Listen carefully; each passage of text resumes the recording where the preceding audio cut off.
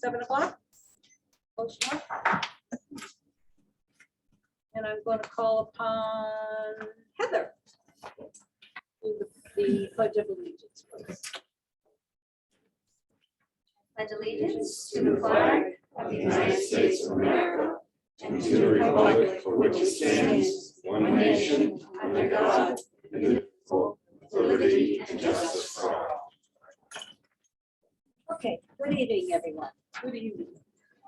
I want to remind everyone that the Board of Education meetings are run following Robert's Rules of Order. That means one must be recognized by the chair to speak, including the board. And remember, I'm sorry, but I apologize. I do have a hearing problem in my left ear. So, wave at me. Don't interrupt others while speaking. Raise your hand to be recognized. Those in the audience, a citizen may comment during citizens' comments. State your name and address for the record and limit your comments to 3 minutes, please. That's been our practice. These are comments only. This is not a question and answer period. You may comment. Your comments will be taken under advisement.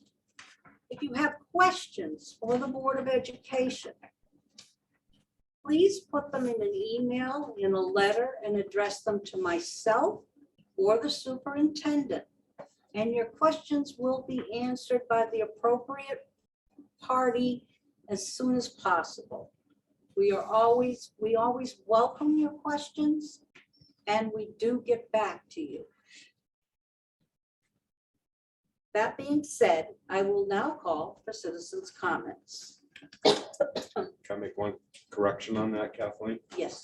Any correspondence to either you or Melinda, the superintendent, has to have their name, no anonymous. Okay, that's not a correction, that's an addition, but yes. An Yes, addition. that's true. Has to And have the that is name. absolutely correct. We do not entertain anonymous correspondence. Okay, citizens' comments, our first round, yes. Amy Williams Edwards, 131 Spicer. Mhm. And I guess my first part, I guess I can't have a question, but I wanted to know if I'm interested in the SRO conversation, and I'm trying to decide whether I want my commentary to come at the first set of comments or second. Could I ask that question if that was appropriate? You have an opportunity, I will respond to this. You Thank you. have an opportunity to make your comment either first or second or both. Okay, thank you. All right, well, thank you, everybody. I'm here tonight as I came last month and I gave everybody a heads up and wanted everyone to know that I was going to be spearheading a conversation in our town regarding armed security at our schools. And tonight I'm here to respectfully and formally ask the Board of Ed to move forward with this conversation. I know that it's on the agenda. I'm asking that we in Thompson align with our surrounding schools like Killingly and Putnam and Woodstock, and that we, accept the fact and understand that we're living in a time with elevated and unprecedented threats to our kids' safety. Really bad people, and I know we don't want to talk about this, really bad people do not respect guns, gun laws, or human life, and they're targeting our school systems. And it's a trend, and I don't think anybody would ignore that, and if so, that would be right, obviously. Now, I know that Connecticut statute, does not require that boards of ed do employ armed security. It's up to the Board of Ed. And what I've learned in the last month or so is that really the Board of Ed is the decision maker on this decision, no matter how you slice it. We went to a safety meeting on October 7th, and we had a lot of questions. The parents had a lot of questions about armed security, and we were told that there was a requirement to have a resident state trooper to have armed security at our school system. And I did reach out to Troop D and to Amy and to go through the right paths to try to have this conversation, generate the conversation. And I was told by Troop D that that is not a requirement, that Troop D is considered our local police force. and that they could be the reporting and governing body to this school for an SRO if we went that way, that we also had the option of privately hiring a firm, which I understand might not be, this is up to you guys, but I'm really here just to share my findings with everyone and to reach out and ask that we start having these conversations. And I think it's where even, I really don't want to, at Melinda's request to, don't make this a Facebook chatter and advertise what we are and what we are not, because we all know that that's not safe either. But I think it's a conversation. I know that it's a conversation that we really need to have, and I want to start here. Thank you. Any other citizens' comments? Okay, hearing none, we will move on to student spotlight and the TMHS liaison report. But before we do that, please introduce yourselves, because this is the first meeting that you're both at. I'm Evan Antonson. I'm the senior liaison. This is my second year.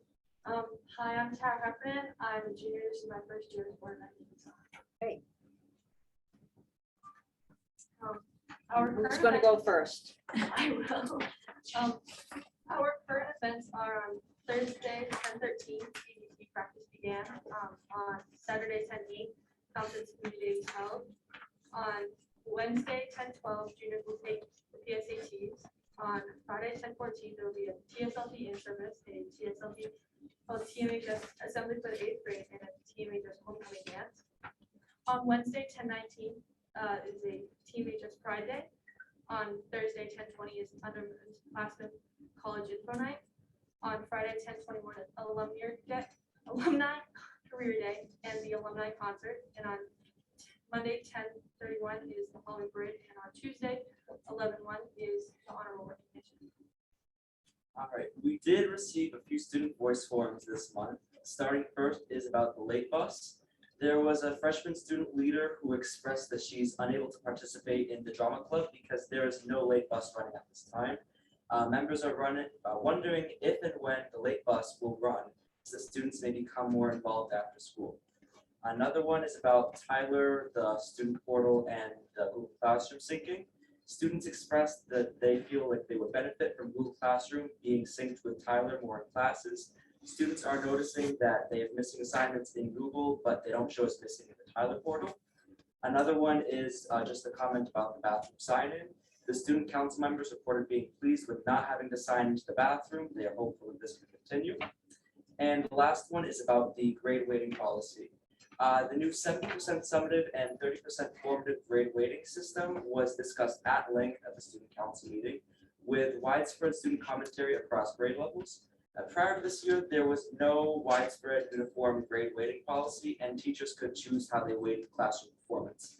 Students want to emphasize that there needs to be more discussion about the 70-30 ratio. Students expressed a desire to see effort and participation given greater credit and/or more opportunities for projects rather than a minimal number of high-stakes tests. Students also expressed a desire for the opportunity to retake tests more often. While one student did relate that the consistency of a uniform grading policy makes it easier for students to determine the weight of their assignments, there is less consistency with the types of summative assignments offered. Multiple AP students said that they were concerned that they had very few summative assignments per quarter without the opportunity for retakes that would significantly affect their report card grades. One underclassman, having heard this, expressed reluctance to take AP classes next year. Any questions or comments?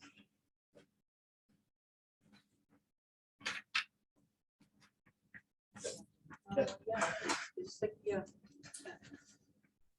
Is it customary within the high school to be, everybody gets a retake whenever they want? No, Okay.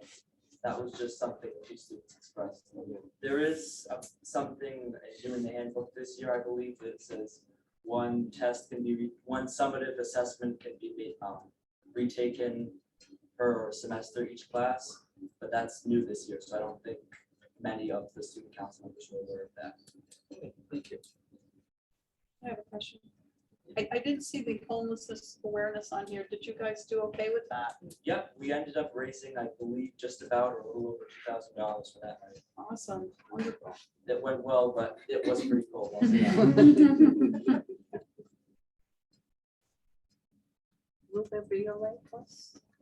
Will there be a late bus? Yes, there usually are late bus stops in mid-October. I am currently working on trying to figure out if we can implement the math lab for a third year in a row. As everyone knows, the federal money for tutoring and the math lab has been expended, so there aren't those funds.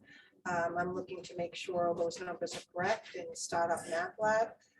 The late bus is a costly bus, and so I want to make sure that it's going to be well used. It ran Tuesday, Wednesday, Thursday. We usually run it starting around mid-October. So I want it to coincide with the start of math lab, even if we can do abbreviated version of math lab.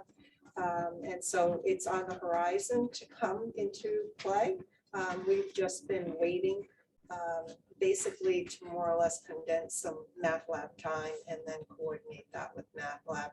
Last year, we didn't have too many high school students that took advantage of the late bus, but we had a lot of middle school students who did because they stayed after school for tutoring because we had that program that we were able to fund. So I've been holding off deliberately, but it isn't uncommon that it doesn't start until mid-October anyway. So it will be here. I just haven't figured out the start date. Thank you. Thank you. I have if it's okay, Kathleen. It just, a capstone update. If we could get like maybe every few months, just an update from how you guys feel about the new capstone and the implementation of it with the underclassmen versus, I think that would be good too, so that we can hear that things are running accordingly in your eyes as well. Yeah. So that would be great, I think. Yeah. If that could be added into some of the other liaison reports. I know Tara and I, because the juniors aren't doing the capstone either. Tara and I aren't personally doing the capstone because that's for freshmen. sophomores, Right, but so we just maybe get some of the young opinions from the underclassmen, freshmen, you know. sophomores, and counselors. Yeah. I know the feedback I've heard is that the juniors and seniors wish they could do it.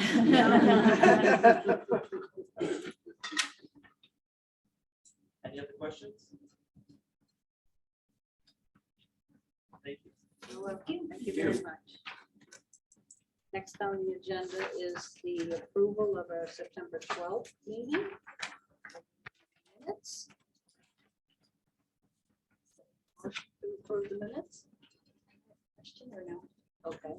So when at our last meeting, Jess had asked for like the bullying report and a couple of other reports. Should that be in the minutes, that request, or no? Because I didn't see it. I just Okay, well, wasn't that- sure let's where. have a motion and we first Was we it have there? to, I missed it. 9. first we have to have a motion on the. Oh, floor, yes, sorry. Yep. I Then see we it. can discuss. Okay, got it. Okay, you want to make the motion? Sure. I'll make the motion to approve the minutes. 'Cause Okay. it's there now. I second it. Second, Linda. Okay, now we can have a discussion. No discussions. You pointed out where it is. It's in the minutes. We're good. All right. Thank you. Any discussion on the minutes? Okay, hearing no discussion. All in favor of accepting the minutes, say aye. Aye. Any opposed, say nay. Any abstentions? Minutes pass unanimously.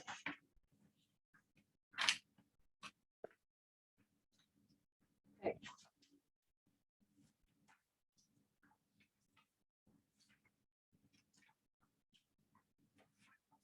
Next, we have subcommittee updates. First update will be from the policy subcommittee. We discussed 3 new policies and one that we already have. Essentially, the purpose of the policy committee is to review our existing policies to make sure they are compliant with state statutes and regulations, and also any new policies that need to be implemented due to new state statutes or regulations. And as such, we had 3 policies that were, and this is based on the recommendation of our legal firm. And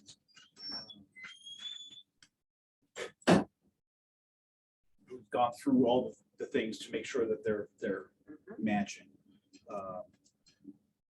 So we have 3 policies that we did look at and one that we already had on the books. So there's prohibition against smoking, bullying prevention and intervention policy, which is the one, we tabled that one for later.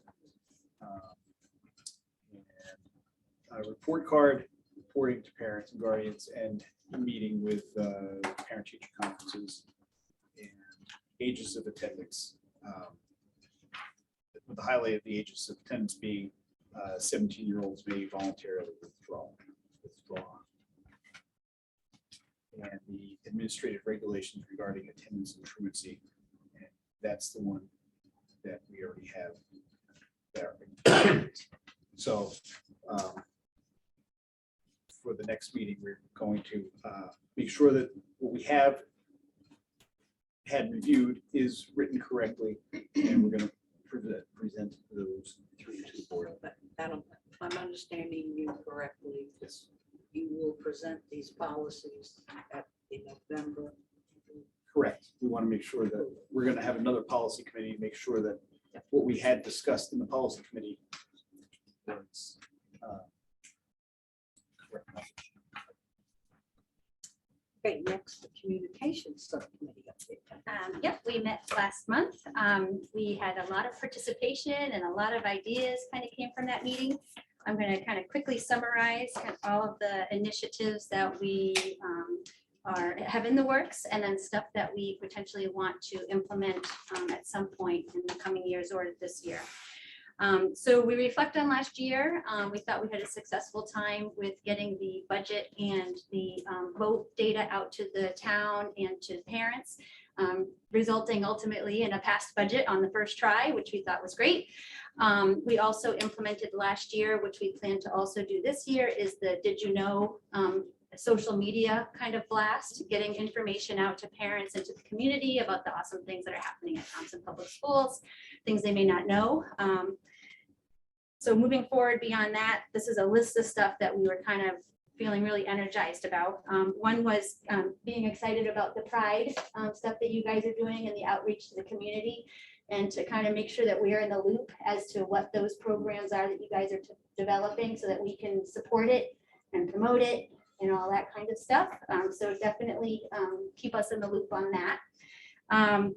In addition, we were talking about how we can kind of make our athletics, sporting events more energizing, to do halftime shows or halftime activities, or either fundraisers that we can do, like a half court shootout competition during halftime, possibly look at ways to incorporate the community, doing using like dance troops to do a routine during halftime show. Also maybe for softballs and baseball, to have the other schools, maybe the middle school, the high school, and the elementary, do the national anthem on occasion, to then bring and kind of cross-pollinate our schools at sporting events.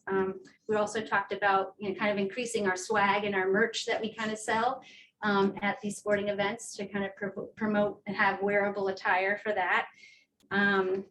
In addition, we were talking about celebrating our seniors and having senior banners in the gymnasium. Maybe the school band participates in games as well. Couple of things that we were talking about as well was the alumni spotlight, maybe student athlete of the week spotlight.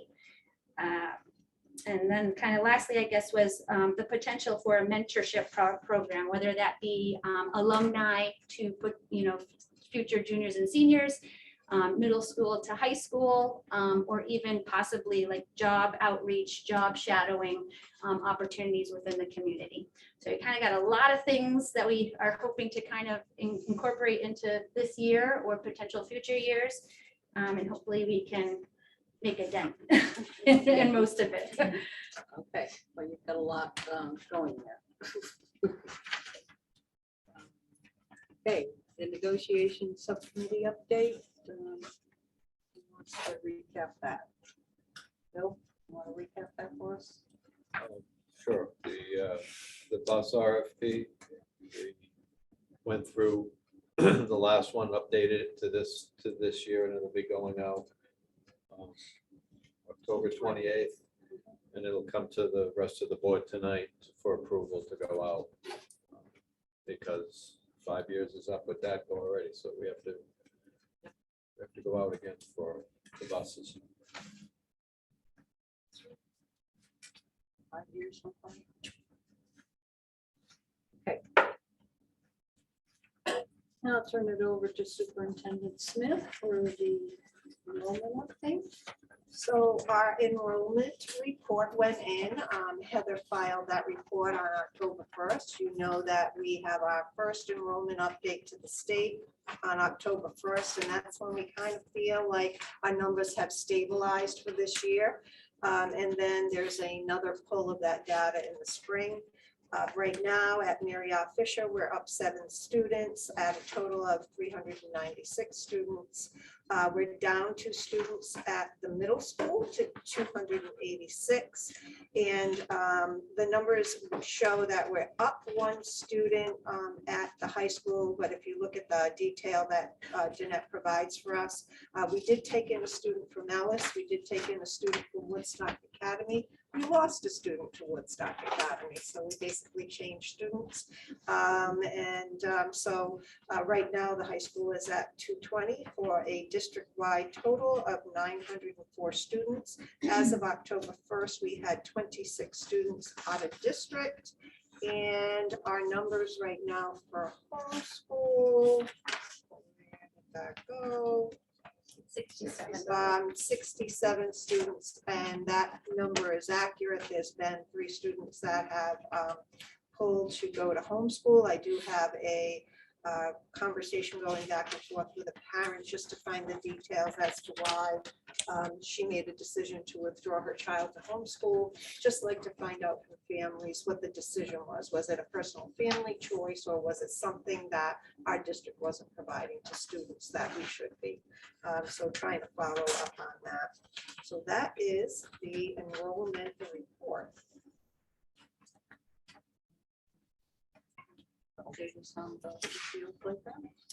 Well, I know there are parents from PTO here. There maybe, yes, in the back here. And they want to talk a little bit about the playground, and they want a little bit of some data information.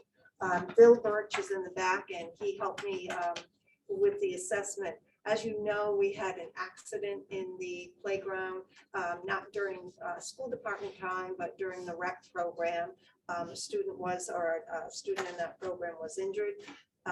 We had the playground assessed by our insurance company. They came out and they noticed issues with the playground that needed to be upgraded. The upgrade, we did get an estimate. It was around $50,000 for those upgrades, and then to totally replace the Mary R. Fisher playground, it was about $150,000. Right now, that playground is closed because we neither have the money for the repairs or obviously the money to replace the playground. So it has been closed. Teachers have been given, using some grant money we had, they have outside equipment for the students to use out there. But we would love to see that playground either get repaired or replaced. Bill, I don't know if you want to interject anything, and then we'll turn it over to the PTO because they want to help.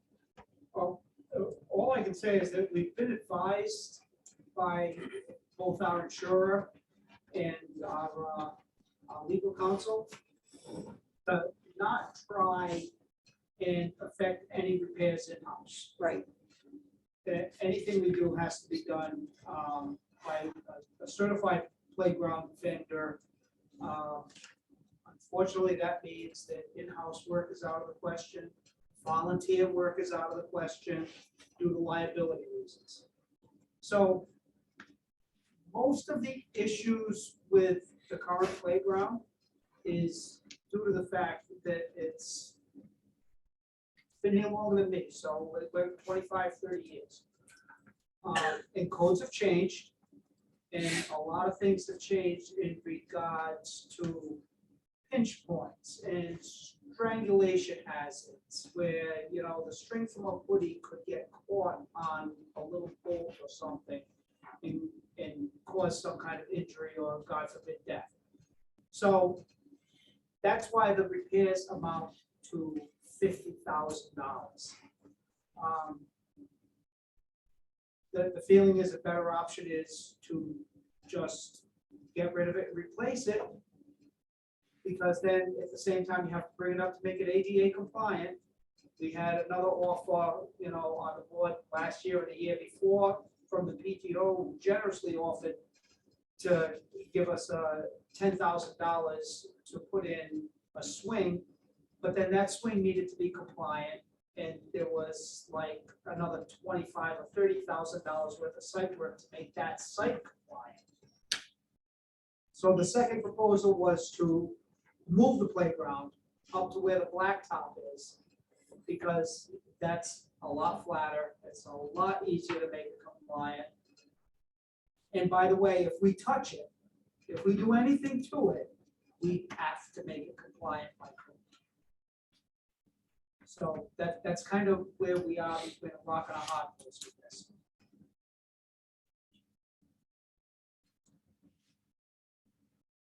I know members of the PTO are here. I don't know if they want to speak.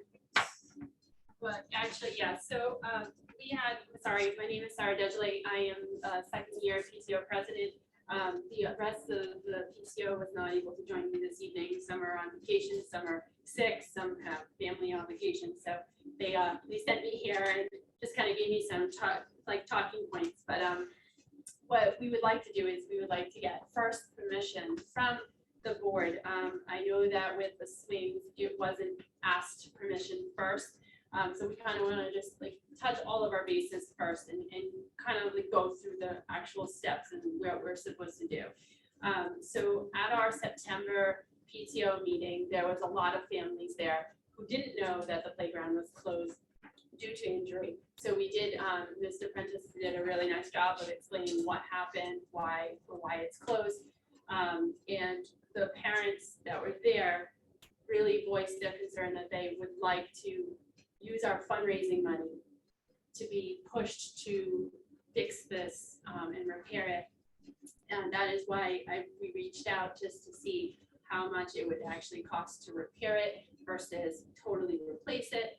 And had we known that we could have used the blacktop for the swings last year, we would probably have saved that money. Or if we had known that there was an issue with the playscape, we probably would have taken that $10,000 and put it to the playscape versus giving it back to the UA teachers. So one of the things we're asking for is permission to schedule additional fundraisers to be determined to raise funds for the repair of this playground. Most of this request is also coming from the parents that were at that meeting. In the district, they want this to become a priority because this is utilized not just by one grade, but this is utilized by grades 1 through 4, and also some of the students at the middle school level, grades 5 and 6. Right now, grades 5 and 6 are using the playground, the blacktop along with it. So if we take the blacktop away and put the playscape there, then the 5th and 6th graders will not have anything to have recess on. So we don't want to obviously do that. So some of the things that were brought up from the PTO was that this will require the PTO to make bylaw changes to include the playground fundraisers as separate fundraising, specifically for the playground repairs. And if Board of Ed decides further down the road not to make the repairs, the funds will need to be agreed upon to be released to us, the PTO, for spending to benefit the student population to raise those funds. If it takes 4 years, however, all of the students that are at Mary R. Fisher will no longer be there. They will be at the middle school. So we would want to make sure that it benefits not just the elementary, but also the middle school as well.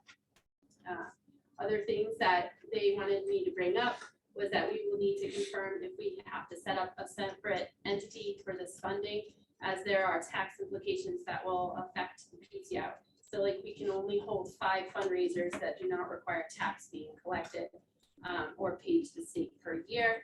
Other things that the PTO requests that the district also assist in grant writing and resources to help fund some of these repairs. We are a board of 4 members, literally 4 members.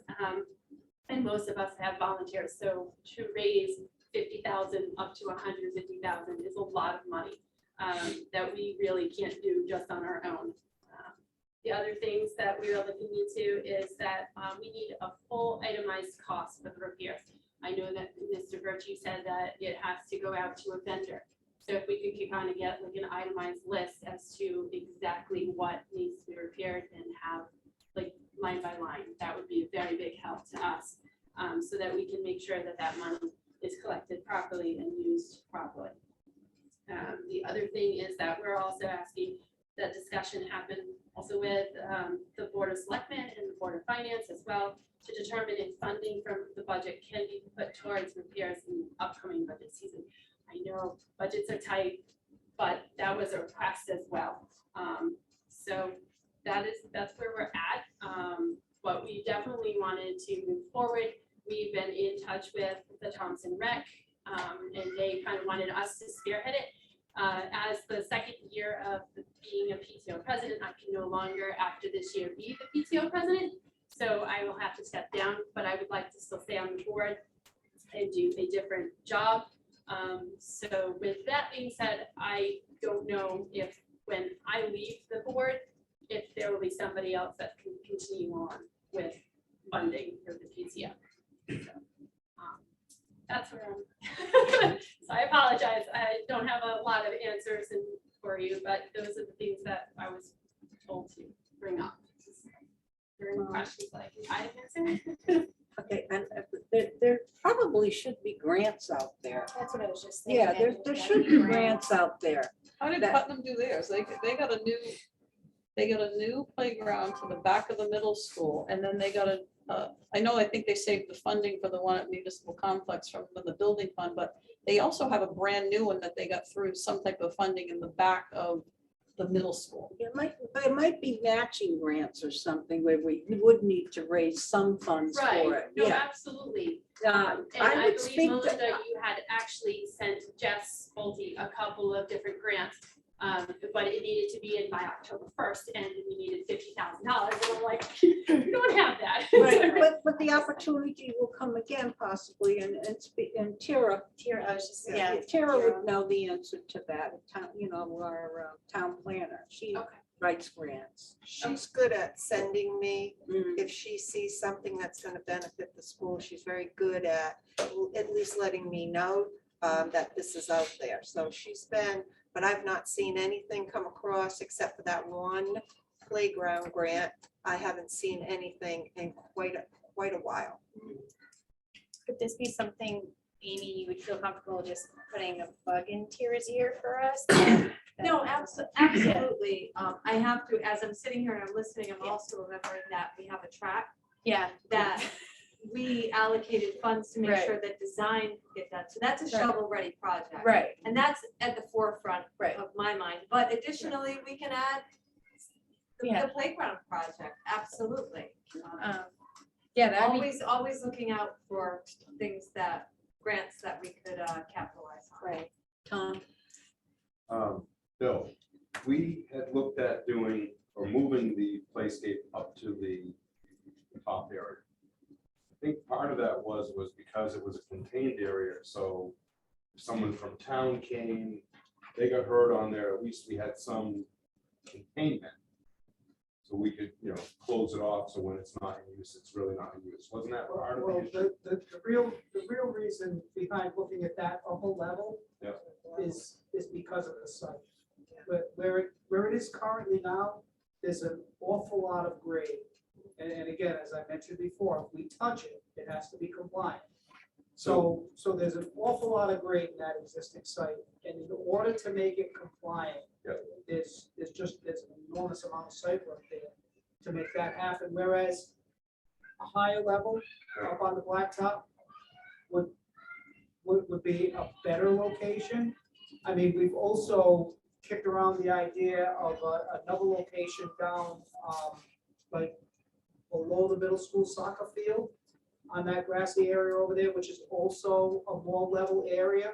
So I have a suggestion, which is even a better leveled area that we haven't even talked about upgrading, which is tennis courts. Those are already contained with high fences, and that has never come up as part of the committee, correct? to Again, rebuild. I don't know where we would stand on the code with the fencing or any of that. Yeah, all right, just, I would just a give, thought. I would offer a guess that in order to construct a playscape down there, you'd have to take all the fencing down to start with. But Okay. that's neither here nor there, but you're right, it's a nice flat area. Yeah. Um, I mean, just a thought. And then the second question I had was, is that a state ordinance that says that you can only be president for 2 years, or how does that run? It was in our bylaws that, that were created before that stated that a person could only hold office for 2 years and then they need to pass the reins. That's for a It's long just time. so that people don't stay. Yeah, I mean, I mean, everyone has their opinions, but I think after only 2 years, you just get in, you just learn the process. It's the same thing like selection. It's ridiculous, because then you're either out or you're running for office again, and you haven't even really made an impact. I would make a suggestion, maybe you can get it changed to at least 4 years, just a thought. Thank you. Can I just add just a little bit to that? Sarah, another thing I was thinking is maybe just reaching out to Thompson businesses, just looking for a direct donation and just saying that our playscape is in need of $50,000. You may find that businesses will just give towards that. And then I was thinking the halftime shows. I'm like, if we're gonna do donations, why don't we designate Do it it to right the there. playground? I mean, like, if we're gonna Do it do right that. And then my other question was like Thompson Rec, how can we, because they utilize it, do they, They use it after, yeah, they use it after school and in the summer. have they offered any help in raising or looking into, you know, I don't grants or, you know, like if you're using it too, you're kind of invested in this project as well. They always have money left over at the end of the Right, year. right. Good point, So good point. how do we incorporate that into this would be my next. So they, I'm sorry, I didn't mean to interrupt. No, no. But, when Ryan from Thompson Rec reached out to me, he's like, oh, well, there's a Worcester like Globetrotters that you can have, like, the concessions are all, like, all the money from concessions, you go to this, and like, he's throwing out ideas, and I was like, okay, that sounds great, come, you know, come to the Board of Ed with me, like, Right. come and talk, and I haven't heard anything else. Yeah, so I kind of Unfortunately. think that they should be part of this solution as well if they're utilizing the playground. So I would like to get them involved somehow, some way, have them come and represent their ideas of what we should do as well for fundraising. And the if that's a town, and the possibility. town too. Yeah. I mean, if it's in the summertime, every kid should be able to use it. It shouldn't be locked up so nobody can use it. So just like the track, seniors, people just go there for walking. It should be open to Thompson residents. So the town should take some of this too. Mhm. So I hope, Sarah, we gave you some stuff to bring back that Yes, feels good. absolutely. Open the wallet, Bill. Bill's got homework Amy's to like, let me do. check with my finance guy. Financial advisor. That's right. Should I say anything, or should I just sit here, Bill? Can I just ask, do we have permission from the Board of Ed to look further into fundraising for this playscape? Is that? Same for me, go at it. Yes. Please Okay, do. I just wanted to like. Do stop it here before your first. 2 years is up, though. Yeah. I'm working on We'll it. Rewrite the bylaw. Thank you very much. Okay, moving on.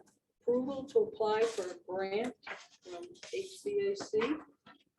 So as you know, the state was due to roll out a grant proposal The Board of Selectmen granted us permission to turn the assessment of the HVAC over to the building committee. The grant has subsequently been put out. Mr. Birch and I believe that we may be able to meet, depending upon the vendor who's assessing the HVAC, we might be able to meet the grant deadline, which is at 8 o'clock on December the 1st. It is a reimbursable grant, which means about 68.1% is reimbursed to the town, but there is a percentage that the town would have to accept. The building committee hasn't yet received that information from the vendor, but I believe they're coming tomorrow night. Is that right? Well, yeah. So we should have more information tomorrow evening, but the process obviously needs, there's multiple steps, and the first step is having the board allow Bill and I but Bill mostly, to put together the HVAC grant application. And so we need your approval for that. Once we hear from the vendor and once the building committee makes a decision on what type of project we're going to be able to fund in phases. I'd like to make a motion that the board allows the superintendent to apply for this particular grant for the HVAC system. If we're ready, we have a good chance of getting the money to do this, to upgrade the air in this place. And we're almost there, we're almost ready. But we could be first in line if we just do this quickly. I'll second. Oh, go ahead. I'll second it. Second, I have a motion on the floor to approve. Bill. Bill's got a question. Bill has something to add. No, just because Melinda and I have been through this before, the wording needs to be very specific. Okay. So, Bill, you may want to amend your motion Tell me what I need to to amend. grant the superintendent permission to seek grant funding from the Department of Administration for an HVAC upgrade to the school facility. Yeah, that's what I said, but it was I very thought- quiet. I was very quiet. That's what Danielle's typing. That's what Danielle's typing. I got it. Okay, so the motion is on the floor to what? Oh, there, yes, okay, what he said. Seconded by Matt. Any discussion? Okay, hearing no discussion, I'll put the motion to the floor for a vote. All in favor, say aye. Aye. Any opposition, say no. Abstentions? Motion passes unanimously. Okay. Now we're going to hear from the administrators. First up is Dr. Mayo, Thompson Memorial High School. Right. On behalf of my two colleagues who are not present. Duly So- voted. Thank you. When I move money to the high school. Homelessness awareness, I actually, that from.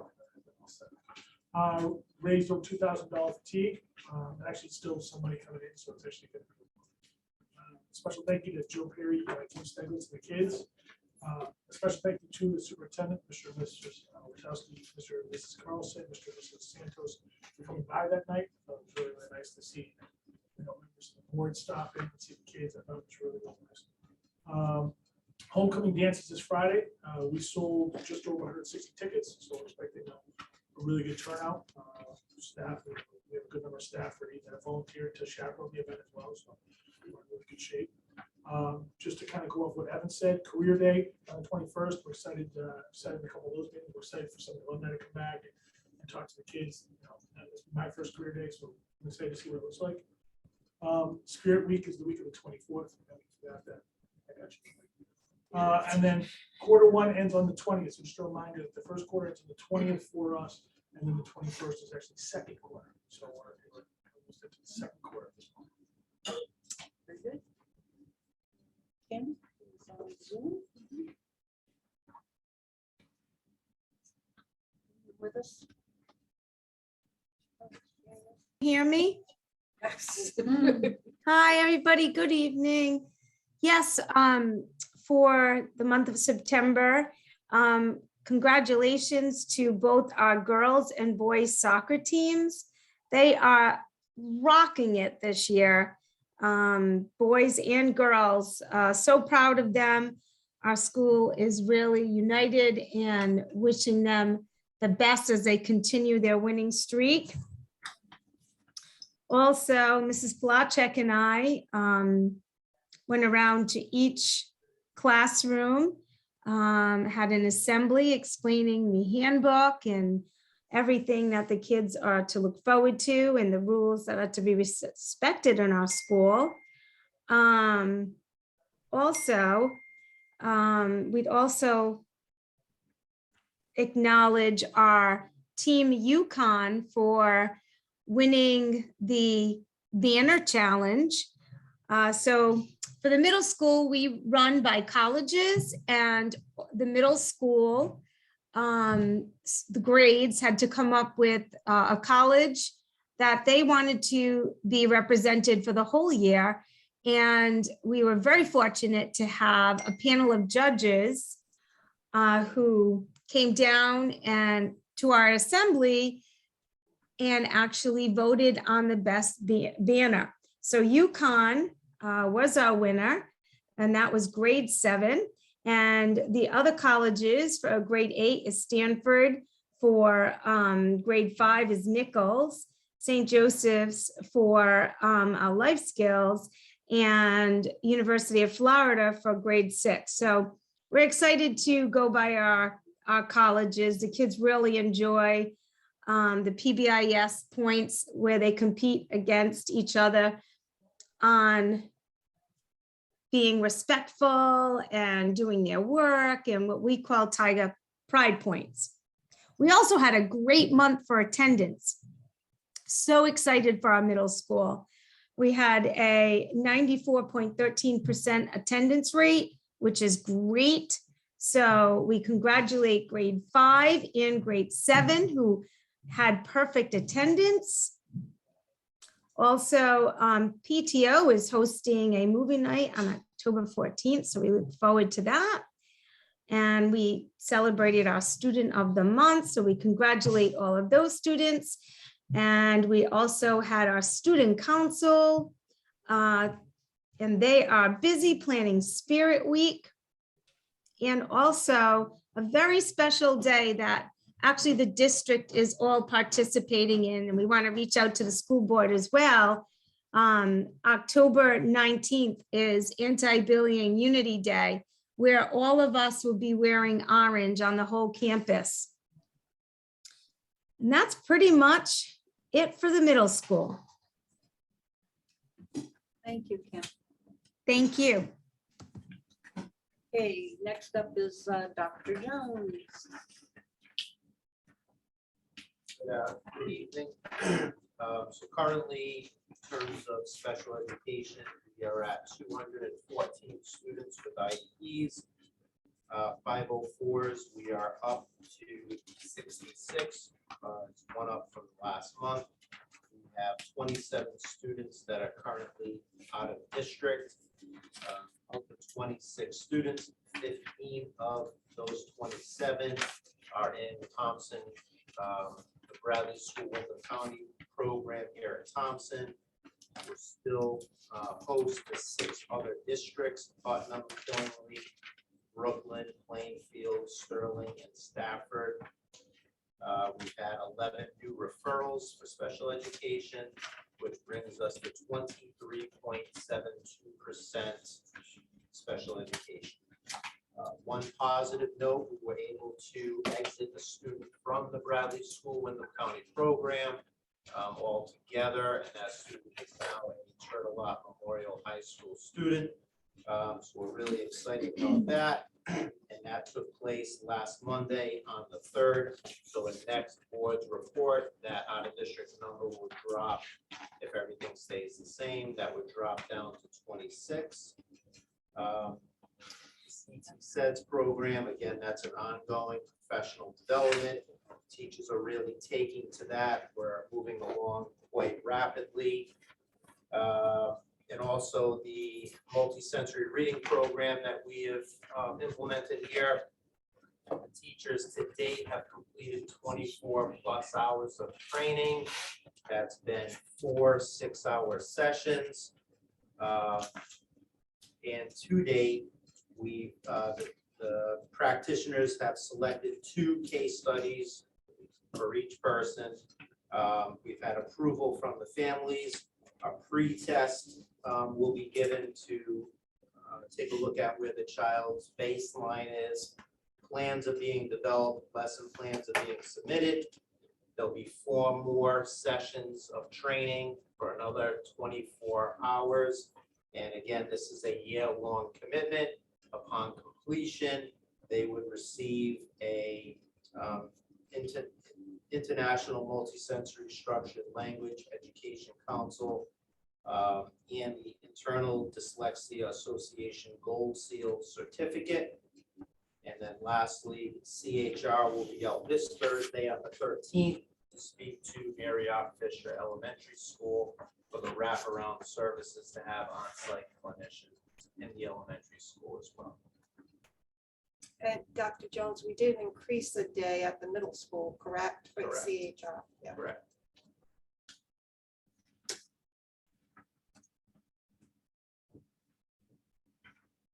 And Mrs. Carlson too, just to update you, we're still holding strong with 7 vehicles for our out-of-district students.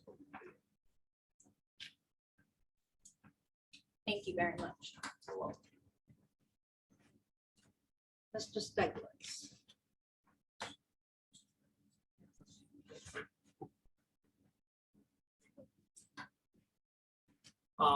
Just a quick look, another update on fiscal year 2022.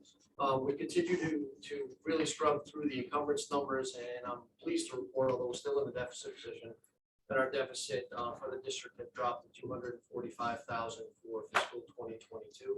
Our efforts continue there, so I'm hopeful that we may be able to whittle that down a little bit further.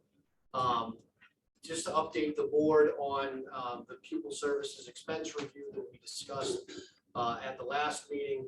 That work has been completed. We did a sample of 90 invoices spread across tuition, transportation, and contracted services, which were the most significant accounts that had gone over budget. That testing included tracing expense amounts and vendors to supporting invoices. Confirming invoices were paid based on a valid purchase order. That purchase order and those invoices included both department head and financial director approval, verifying proper expense classification, and making sure that the expenses landed in the appropriate year. After all of that work, we found some minor classification errors of around $720 that were within pupil services accounts, so that the total pupil services financial position wasn't affected. So that was, I guess I have a mixed view of that. I was really hopeful we would find something and we could knock down that deficit. But the fact that we did that level of testing, which is a pretty significant sample size, and we're able to come back and our processes held up and everything had been processed appropriately, that was a pretty encouraging sign. Turning to fiscal 2023, our revised budget is unchanged at 19.8 million. Year-to-date spending is at 4.3 million or 22%, which is a little ahead of where we were last year at 18%. Year-to-date encumbrances were at 13.6 million or 69% of the budget, which is a little behind where we were last year at 79% of the budget. And part of that has to do with the fact that Superintendent Smith actually froze the 2023 budget 3 or 4 weeks ago. Projected spending at this point, obviously it's early in the year, but we're at 91% of the budget or $17.9 million. At this point last year, we were at 98%, and I think the delta there is really driven by the fact that the budget was frozen earlier on. Mr. Birch. Can I just say one thing? Okay.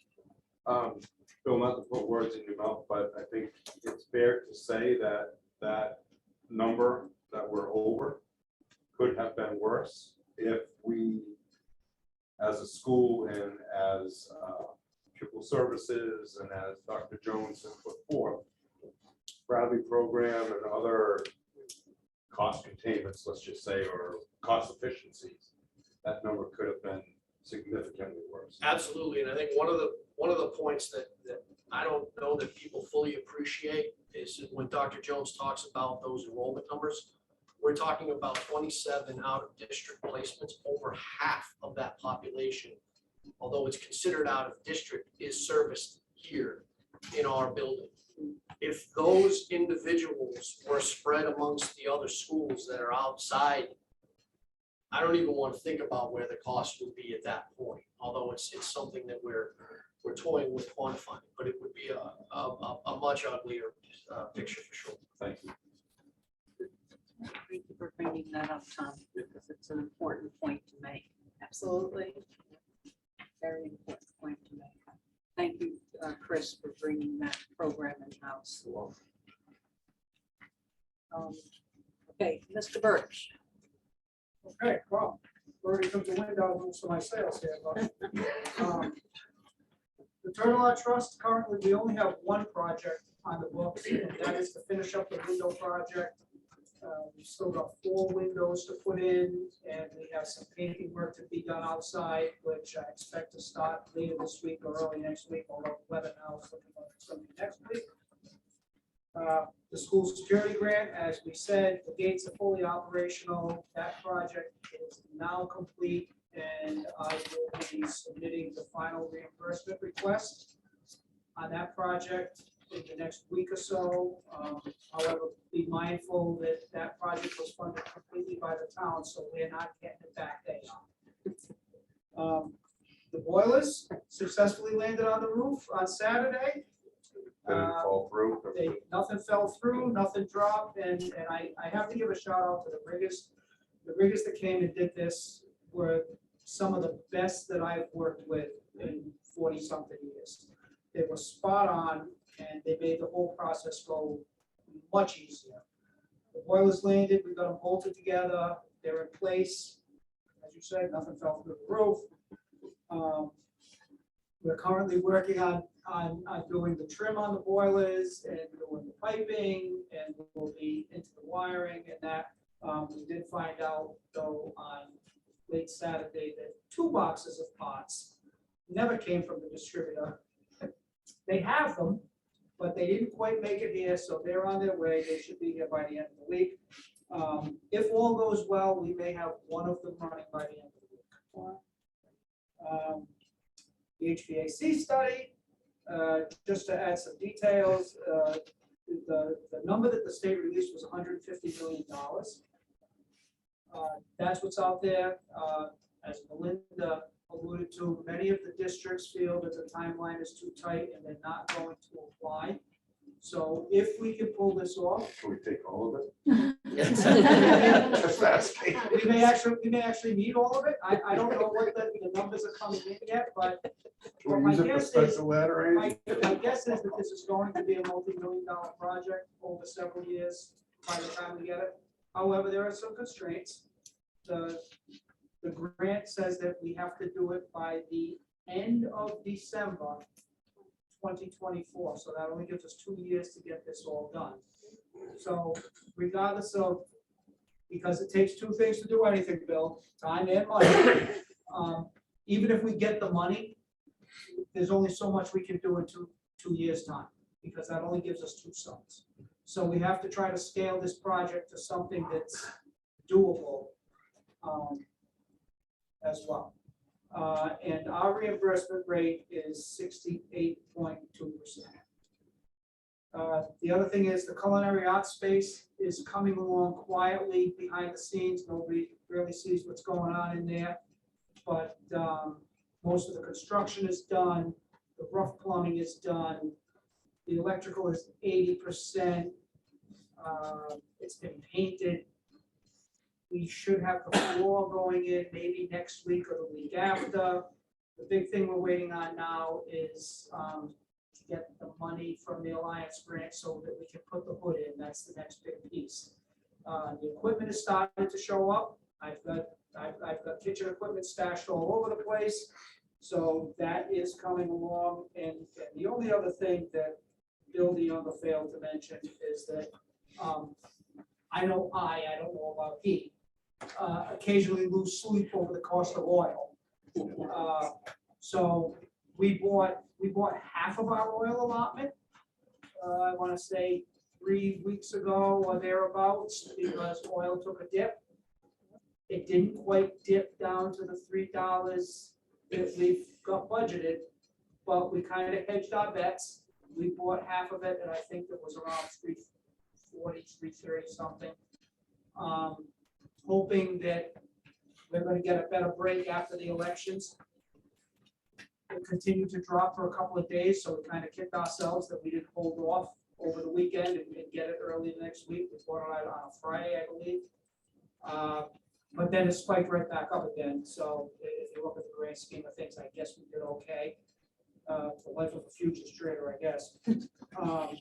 But again, we're still sitting on it. But at this point, the next year's budget report, we still don't have enough in there for oil. That's all the good news I have. Wow. Can I ask him a couple Yes, you good questions? So, or actually, maybe it's to the board. When we did the oil budget, I thought we went as high as 325, didn't we? No, It was 3? we settled on 3. I'd have to look it up, I'm not sure. Yeah. 325, I think we kicked around for a while. Okay. The other thing, though, with the Turtle Lot Trust, we have to connect with Brian Santos as well, because Brian was going to help us find possible vendors for the EDH compliance of the new ramp. We're meeting Thursday with our new financial team. Hopefully, time the market and get our funds back in line. Thank you. Michelle Giamarinaro. You got it. You got it. Phonetics. So the good news is we are interviewing for our network manager, Mrs. Smith and Mrs. Burns, and had a couple interviews. We're going to leave that open for the rest of the month to see what else we get in for candidates. Mrs. Burns is also interviewing for the part-time network technician. I know she had one interview and she was talking to the candidate about his schedule. She did like him. Dr. Jones and Dr. Mayo actually have leads on our grade 4 resource, as well as our high school science teacher. So we're super excited about those. We do have 3. Next week it'll be 4 pairs still open. Paraprofessional positions are a little tough to fill, but we did have a great idea from Mrs. Granado last week that Mrs. Smith and I are going to meet at the end of this week. I am working through Travelers to work on our new training programs for our OSHA training, as well as some extra training for our crosswalks and our facilities and custodians. I'm meeting with Ryan Wells from Travelers on the 28th, and he actually comes in and does a training for Bill's crew to talk about what is offered free for us that we've never taken advantage of. And I partnered with Marie down at the Selectman's office today, and we're going to start planning our combined town and school health and wellness fair for May. Very good. Thank you. Okay, that's it for our administration. Is there any old business that needs to be brought forward?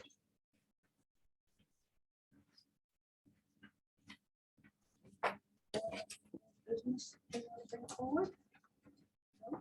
Hearing none, we will move on to new business. Our first item is discussion of the school resource officer.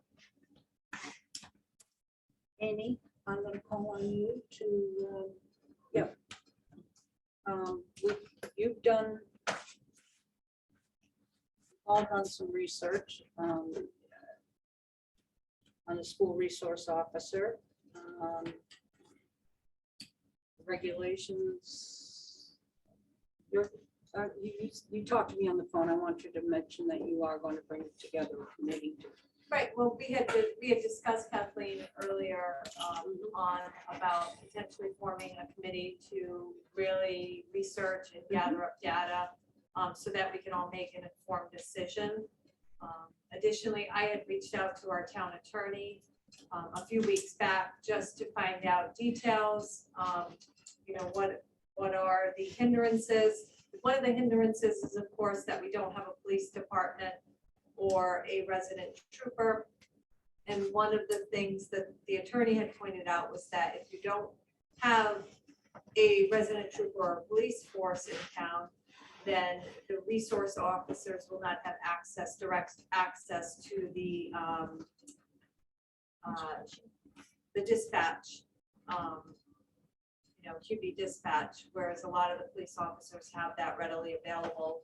Our resource officers would have to use a cell phone like everybody else. Additionally, one of the questions was whether or not insurance would cover us if we did not have a police department. We have since found out that currently Travelers, who insures the town, would cover us. We don't know if that would change, but there are a lot of issues that we have to consider, things like wrongful detainment, wrongful discharge of a weapon, various items like that that fall under those insurance claims. So it's a bigger decision than just hiring a resource officer and giving them a weapon. So I think that if we were to create a committee to actually gather up all of the data, and in a diverse committee, not just necessarily Board of Ed or Board of Selectmen, but diverse committee of community members from various pockets of the community that could work together to gather enough information so that we can make an informed decision. My thought is that we could definitely, well, we have a couple options. Move really fast, add this to a referendum to appropriate funds, or plan it to be an addition to the budget in the coming fiscal year. But those are all things that we have to discuss, but definitely bringing in community involvement and putting it out there for the community to decide if this is the direction they want to go in for the town. I agree with you there. I've read the statute, the Public Act 15-168, and it does state that each local or regional Board of Education that assigns a school resource officer to any school under the jurisdiction of such board shall enter into a memorandum of understanding with a local law enforcement agency or the Division of State Police within the Department of Emergency Services and Public Protection regarding the role and responsibility of such resource officer. Such memorandum of understanding shall include provisions addressing daily interactions between students and school personnel and school resource officers, and may include a graduated response model for student discipline. For the purposes of this section, school resource officer means a sworn police officer of local law enforcement agency or a sworn officer of the Division of State Police within the Department of Emergency Services and Public Protection, who has been assigned to the school pursuant to an agreement between the local or regional Board of Education and the Chief of Police of a local law enforcement agency or the commanding officer of the Division of State Police. Since we don't have a local law enforcement, see, unlike Killingly and Putnam, who just assigned SROs, we don't have that. We can't do it instantly. So we would have to, one, get an agreement with Troop D under their Department of Emergency Services and Public Protection, have an assigned resident trooper to us who falls under that department. This is the way I'm reading it, Greg. If you want to jump in at any time, you're more than welcome to speak to this issue. Well, I mean, just my opinion, this is just my opinion alone, and I've said this to yourself, and I believe we talked after the safety meeting. I think, in my opinion alone, I think the biggest travesty was to get away from the resident trooper program we had years ago. My dad at the time, when they started that program, told the town, don't get rid of it because there's gonna be a point in time where you're gonna need it. If for whatever reason they got rid of it, neither here nor there now. That's water under the bridge. But here we are. Yeah, okay. And I think the safest way, in my opinion alone, just from my standpoint, would be to put forth to the town on getting a resident trooper first, maybe set him up in the school. My opinion, that doesn't mean he's necessarily gonna be here all the time. He's got his community policing to do as well. And then if you want to attach a SRO later down the road, that would be the avenue I would go, but I'm not the one making the calls. So, And in further reading, I've read several articles on the pros and cons of SROs. I also read that not all SROs are armed. Only like 91% of them are armed. I mean, because they do they're not there just because of active shooters. They're there to do basically what Greg does.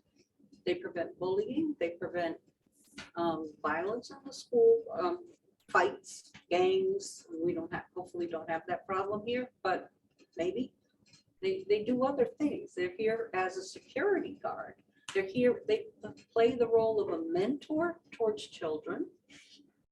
They're here, they have, and another con in most of the articles I've read is they have the power to arrest on site, which can be traumatizing to other children around them. Whereas when you call the state police in, when we have a problem, we call the parents, get the kid off site, or we isolate that child. State police come take that child off site and then arrest that child. See, this is what the committee needs to develop. I'm agreeing with Amy. We need to develop, we need to form a community committee. Members of the community, members of elected officials, and really dig into this. This is my opinion. I'm not speaking right now as the board. Some security, Greg could be on the committee, Amy could be on the committee, some of the Board of Education could be on the committee. Obviously, in this year's budget, there are no funds to support this. We would have to, if you wanted to do it this year, if the committee comes to an agreement either to do it, you would have to have go to referendum to add the funds to the budget. And it isn't going to be cheap, but that's what the community decides, and that's what the community decides. So therefore, it would have to go to referendum. Yes, Tom. So, Greg, you bring up a good point about the resident trooper. So that also goes back even further before the resident trooper. When we were growing up, we had 6 constables that were in town. And those constables not only ran security up here, whether it was school dances, after school programs, whatever, they also used to sit, and the reason why I know this is because I got bagged by them. They used to sit at the West Thompson Dam and they would hand out speeding tickets. So, yeah, in my Z28. But how did we get away from, right now we have 6 constables, I think we elect, and they're basically placeholders, so. Right, and they're not elected, they're just appointed, and I think there are a few more than 6. So how do we go back and get that Right. program resurrected as part of, in addition, and I'm not saying that it takes the place up. Well, we've been working harder at offering training through our emergency management director, training of the constables, and technically the constable's role is more for those types of emergency disaster situations. Whether or not they can hold more of a law enforcement position, that would be, I guess, a question for Department of Emergency Services. So I've heard a couple of things on this, that I'm not trying to trick you or anything like that. I've heard that we've changed some bylaws in the town or ordinances, whatever, one or the other, which basically took that power away from constables. And I don't know if it was done when we had the resident trooper, you know, you see what I'm saying? I don't know if it was one or the other. I mean, they were pretty defunct when I took office. Oh, no, this goes back. Yeah. This I mean, is way and now back. we're trying to give more and more, 'cause they were just sitting doing, they reappointed constables who did nothing. Right. So now we're attempting to bring them back and make them active again and involve them in various I procedures. think the reason So why I I'm would have saying, to look back because I have no idea when they held that type of a role. I can tell you it was in the 80s, Okay. because I was driving when I was, let's see, 80 and then 84, 85. But I can just tell you, I mean, with all the issues we have in town anyways, whether it's motorcycles riding on, you know, the roads, you know, doing wheelies. One guy passed me today on Route 200, young kid. I wasn't in school, I have no idea. I should have chased him if I did. But anyways, we could at least start with our own constables. And maybe it'll help with other issues in town, along with maybe some security issues. Just ask. Well, that's something I can certainly Yeah. research. I don't Right know on if this it. goes back to Jim Sally days when he was selectman, or maybe Larry's mom. Linda. Maybe Larry might know. Somewhere around there, it got changed. Say something first. Okay, I just want to assure everybody that this board takes the safety and security of the students of this school very seriously. Starting 7, 8, 9 years ago, when I first got on the board, we had a safety and security assessment done. And we've gotten security grants. And we have secured this building according to that study. And we continue to seek safety grants, and we continue to do safety improvements and security improvements to the building, to the property. And we continue to seek and secure this building. We continue to do safety measures, Bill, right? We continue to upgrade the security and the safety of this building, so that the students, while they're in this building, are as secure as they can be. And we continue to seek out more security measures for this building, to keep out intruders, to keep out people who should not be in this building. We had Bill, would you want to speak to that? Oh, well, just to that point. Yeah. I agree with Amy and Greg that this is a bigger discussion. Yes. And we could have the best armed militia in the world at the high school. If something's going on down at this end, it does absolutely no good. I think we would be better served if we make sure the building is secure while the kids are in here, nobody can come in. We know that when the buses are picking up or dropping off, things can happen there and nobody is going to be able, and you can't plan for every single instance, you know. But I think we would be better served, and we have the building committee looking at securing this, making sure this building is secure, that all the doors work, that all the locks work, that all the alarms work. I think we would be far better off starting there than looking to put an armed guy in here. It just, I think we need to do it in a logical sense. That, my opinion. Bill, Danielle, Danielle was. just quickly, I do agree with you. The best defense is a good offense. Keep them out. Right. So you don't have to defend. Yes. And I was gonna say too, I think with the committee meeting, obviously we're gonna take all concerns at hand, but when we have to figure out who's going to fund, because we've already heard we're $245,000 over budget, and that's not including adding to our budget. So then it would be, is this a town expense? Is this a school expense? There's so many logistics. And I think if we're gonna sell it as a town or possibly a school expense, or maybe both, I mean, we might have to look at the state trooper bit as being housed in the school as more of, you know, a topic to speak of, because then the townspeople can feel like they're getting access to this as well as the school, whether we have it housed in the school. And I do get the security concerns, like, you know, we all watch the news, we all see what happens. And, you know, I think we just need to be open to all suggestions, but also remembering that like this has to be a funded addition. And where does the funding come from? And if we're gonna bring it to referendum, taxpayers are gonna want to feel like they're getting the value out of that as well. So it might end up having to be looking down more of this reinstating the resident state trooper.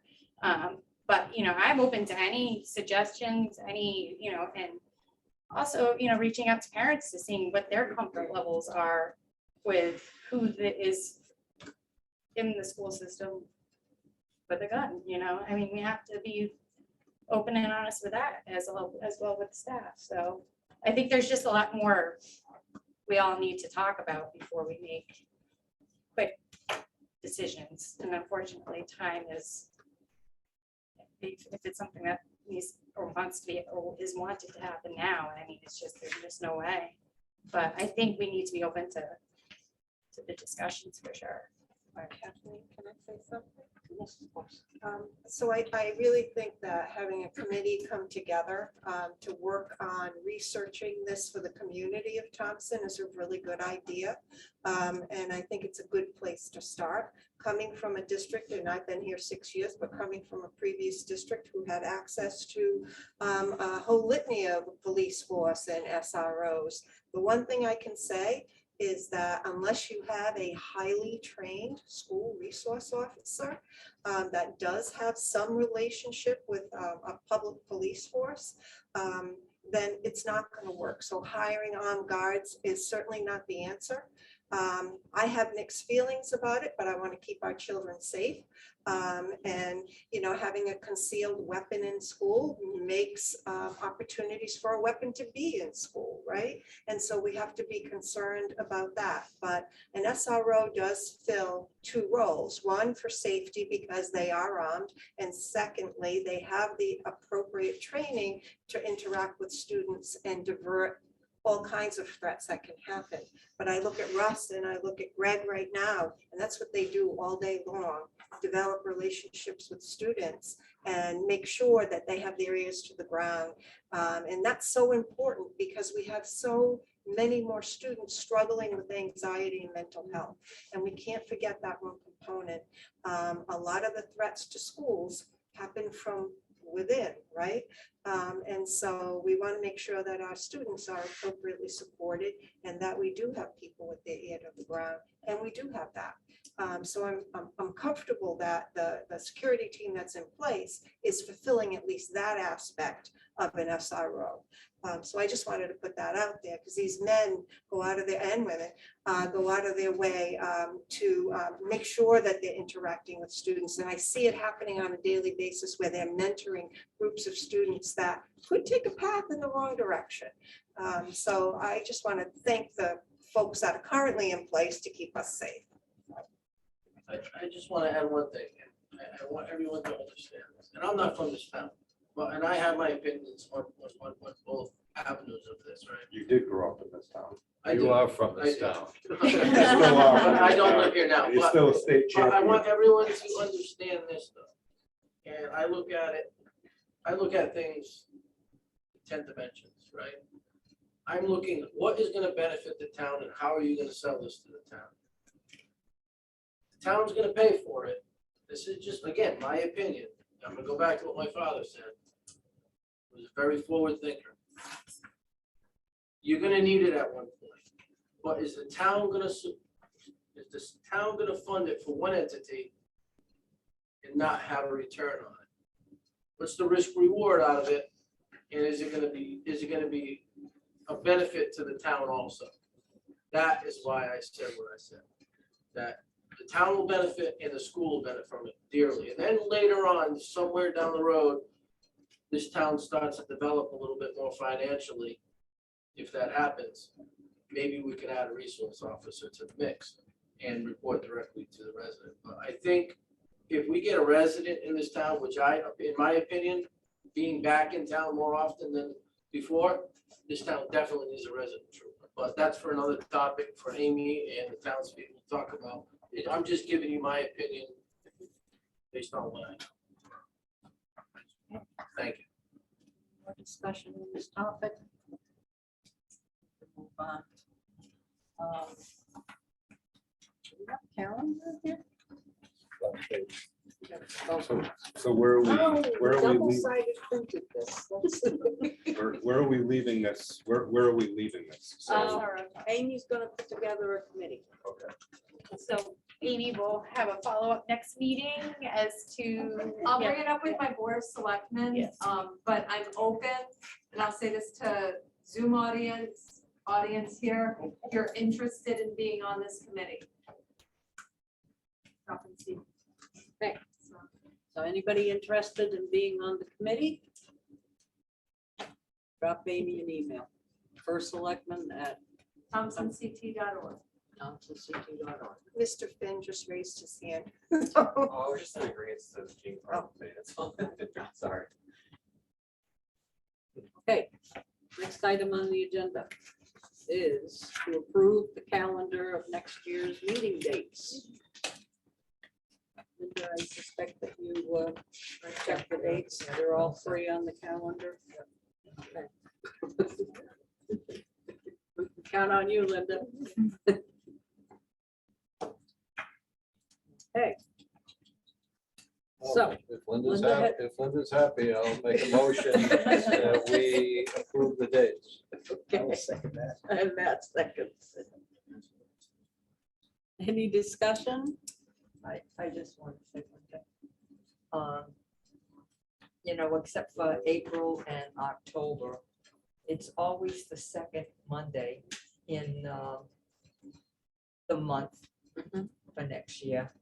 And if any school events could not be on a night of Board of Ed, I think that would be good. So this way, if any of the staff wants to attend our meeting, or if any of the members on the Board of Ed want to attend what's going on at the school, you know, they can.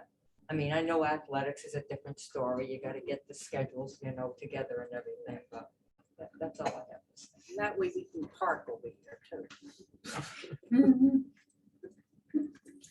November 13th was my 25th birthday. Just remember that.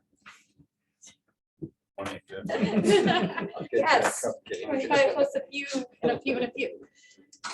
16 more autumns and I turned 70. A nice younger adult told me that. I'll take my coffee. Okay, so we have a motion and a second.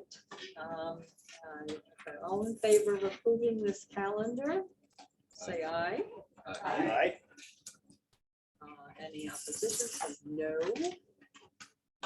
Abstentions? Motion passes unanimously. Okay.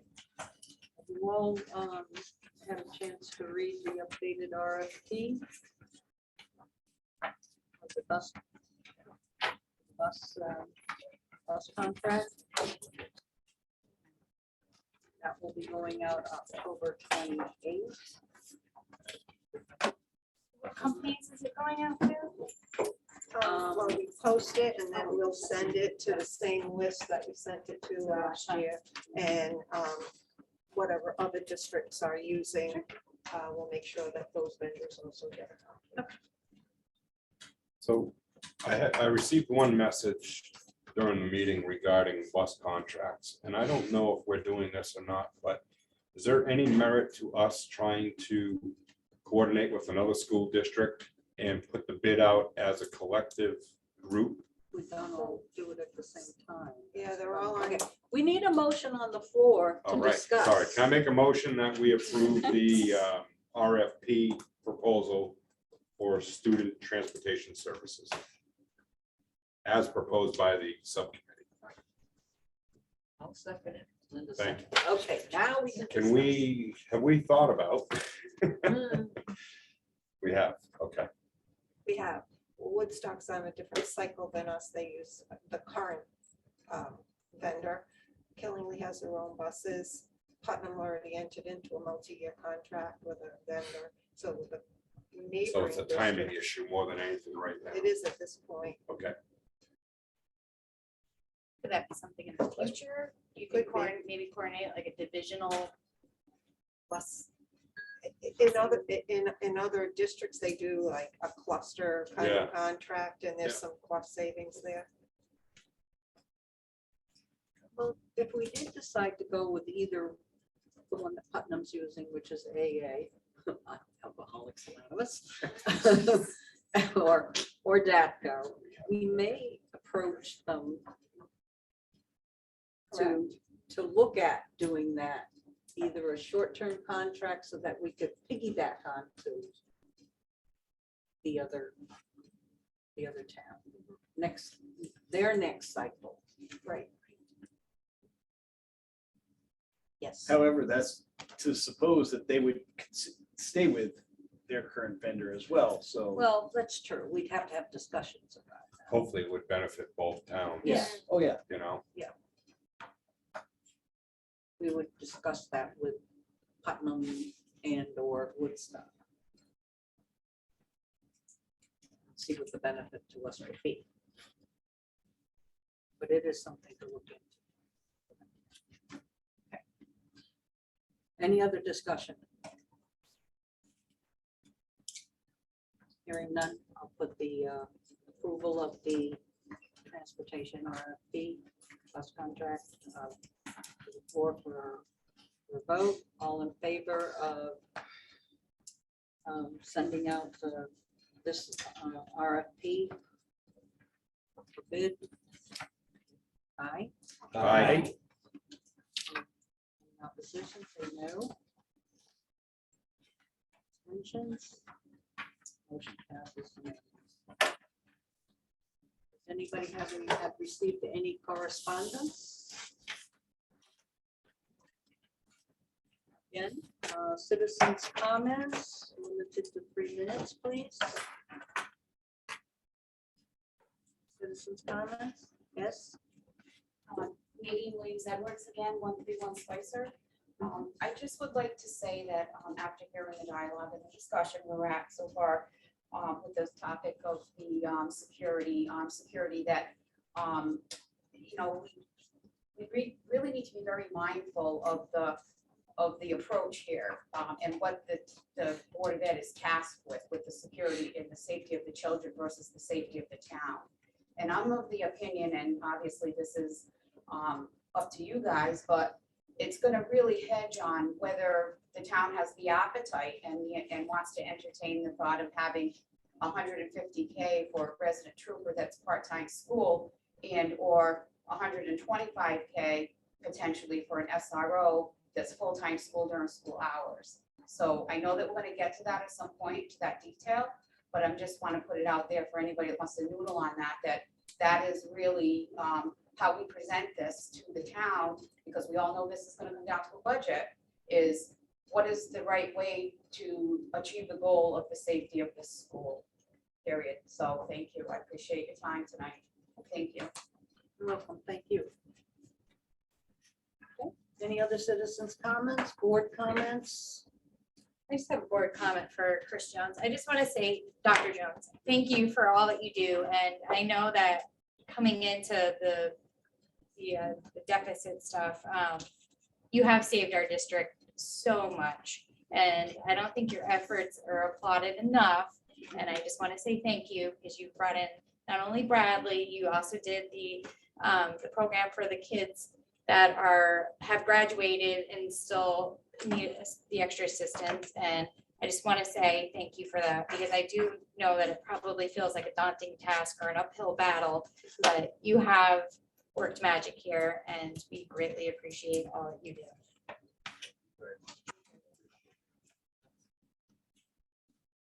Absolutely. Absolutely. Yeah. And Kathleen, just two quick things. One, the communication committee, even though I'm a member of it, I will say our communication pieces that are going out are very, very informative. I hope the town is recognizing that, or PTOs or staff or anybody. There's a lot of work that goes behind the scenes, and that comes from whether it's all the administrators, staff, anybody, directly through to Melinda, back to the communication department. And I think if there's any questions by any taxpayers, then they're clearly not reading.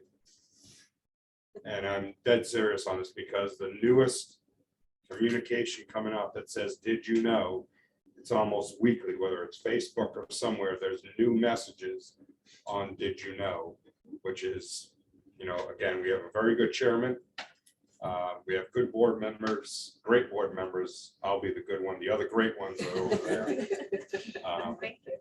But I mean, it's, you know, we're doing this all together. The second thing that I just want to say, and I know I'm not speaking for the whole board, but I know I'm going to say that this board, I know when I ran for this office 15 years ago, Bill, now? One of the main things was safety for our staff, students, and anybody that enters this building. So that's near and dear to my heart, and that's what every time I've gone for re-election, that was my number one thing. Provide a safe learning environment for not only our staff and students, but anybody that enters this building. And I think that was kind of the premise for a lot of us when we ran. So however it plays out, safety is number one priority for us. And we do have our own children in the school system as well. So obviously, safety is of first precedent or first initiative for us.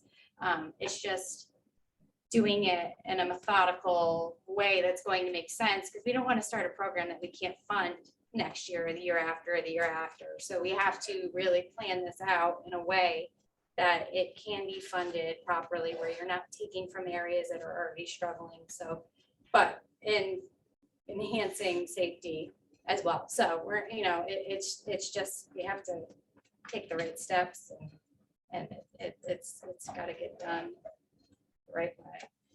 And know that we are listening and we are 100% supportive, because my children have gone to school here, and I have a child that still goes to school here. So I obviously, as a parent, completely understand, but also as a Board of Ed member, I also know that the financial part of it. And I hate to say it, a lot of things, it just comes down to that. And then also, you know, is it going to be the right fit, or what is the right fit for town and school? So it's just a lot to figure out.